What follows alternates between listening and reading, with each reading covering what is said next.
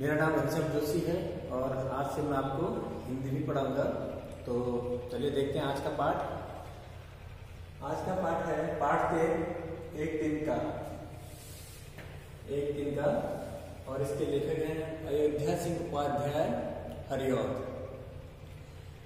बच्चों, इस पाठ के माध्यम से कवि ने यह समझाने की कोशिश की है, मनुष्य को घमंड न करने का संदेश दिया है। तो सबसे पहले देखते हैं इस पाठ में आए हुए कठिन शब्द। इस पाठ में ज्यादा कठिन शब्द है नहीं।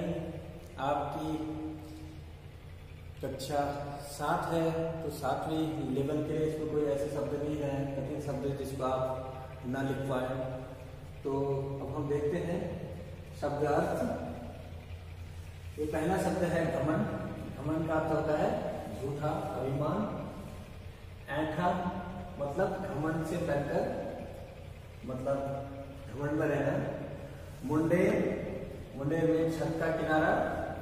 आपने कई सारे गाने भी सुने होंगे। मुंडेर पे माई माई मुंडेर पे तेरी बोल रहा है कागा, ऐसे। ऐंठ, ऐंठ होता है अकड़ या घमंड। दबे पांव मीन्स चुपचाप। ढब, ढब मीन्स तरीका या उपाय। ताने, ताने मीन्स होता है उलाहना देना या फिर किसी को चिढ़ाना, यानी कि ताने मारना, ये होता है ताने। इतने कठिन शब्द हैं, ये आप अपनी उत्तर पुस्तिका पर लिख लीजिएगा और इसको याद भी कीजिएगा।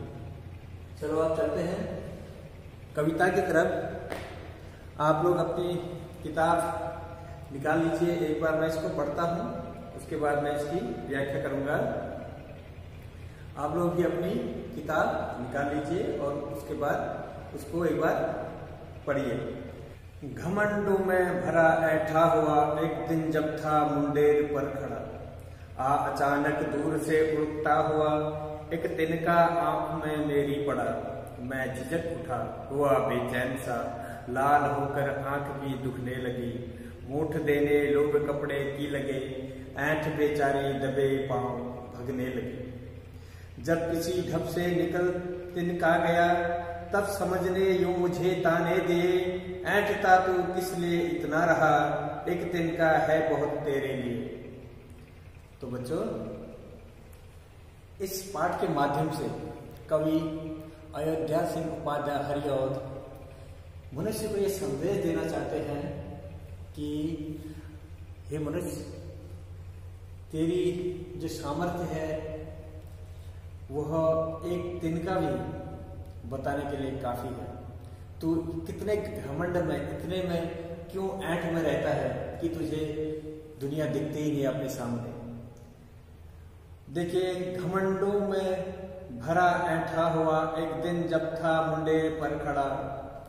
कवि कहते हैं कि एक दिन में घमंड से भरा ऐंठा हुआ, अपने दौलत पे, शोहरत पे या फिर अपनी किसी भी चीज पे घमंड से ऐंठा हुआ मैं अपनी छत पर, अपनी बिल्डिंग की उस जो आलीशान जो बिल्डिंग थी उसकी छत पर मैं ऐंठ रहा था, मतलब घमंड से खड़ा था। जब अचानक दूर से उड़ता हुआ एक तिनका आंख में मेरी पड़ा, तो उसी समय अचानक से एक तिनका मेरी आंख में पड़ गया। मैं झिझक उठा, हुआ बेचैन सा। मैं झिझक उठा मतलब कि मैं बहुत बेचैन हो गया उससे। लाल होकर आंख भी दुखने लगी।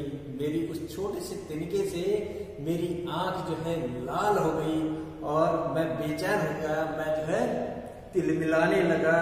मूठ देने लोग कपड़े की लगे, ऐंठ बेचारी दबे पांव भागी। मूठ देने, जब कपड़े को, जब हमारी आंख में कोई तिनका जाता है तो हम क्या करते हैं, ये कपड़े में जैसे भाप लगाई, ये दिखाता हूं आपको। ये हमारा रुमाल है, इसमें हम हाथ से भाप लगाते हैं ऐसे और फिर आंख में लगाते हैं ऐसे। ठीक है, इससे जो है उसे आराम मिलता है। ये होता है मूठ। मूठ देने लोग कपड़े की लगे, ऐंठ बेचारी दबे पांव भागी। जो ऐंठ थी वो जो है, जो बेचारी थी और जो मेरी जो ऐंठ थी वो जो है गायब हो गई। जो मुझ में घमंड था वो चकनाचूर हो गया उस एक तिनके के कारण। जब किसी ढब से निकल तिनका गया, जब किसी तरीके से या फिर किसी उपाय से लोगों ने निकाला, या फिर वो जब वो तिनका मेरी आंख से निकल गया, तब समझने यूं मुझे ताने दे, तब मेरी समझ ने मुझे उलाहने दे, मुझे ताने दे, मुझे चिढ़ाया कि ऐंठता तो किस लिए इतना रहा।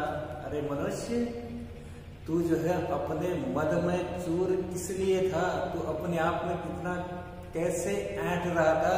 अगर प्रकृति अपनी पर आ जाए तो तेरा कोई अस्तित्व नहीं है। एक इस प्रकृति का एक छोटा सा तुच्छ दिखने वाला तिनका भी तुझे तेरी औकात बता गया, तेरी सामर्थ्य बता गया। अब देख क्यों इतना अपने ऊपर ऐंठता रहता है। एक तिनका है बहुत तेरे लिए, तुझे तेरी सामर्थ्य बताने के लिए एक तिनका ही काफी है।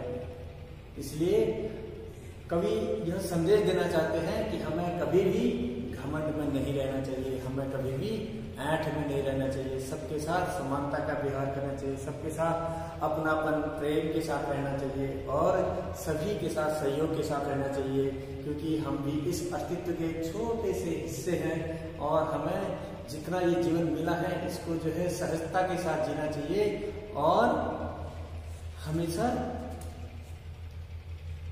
दूसरों के लिए अच्छा सोचना चाहिए। तो बच्चों, ये आज का पाठ है। अब मैं इसके जो प्रश्न उत्तर हैं उनको आपके लिए PDF के माध्यम से भेजूंगा। आप इसको पढ़िए और इस कविता को याद कीजिए। धन्यवाद।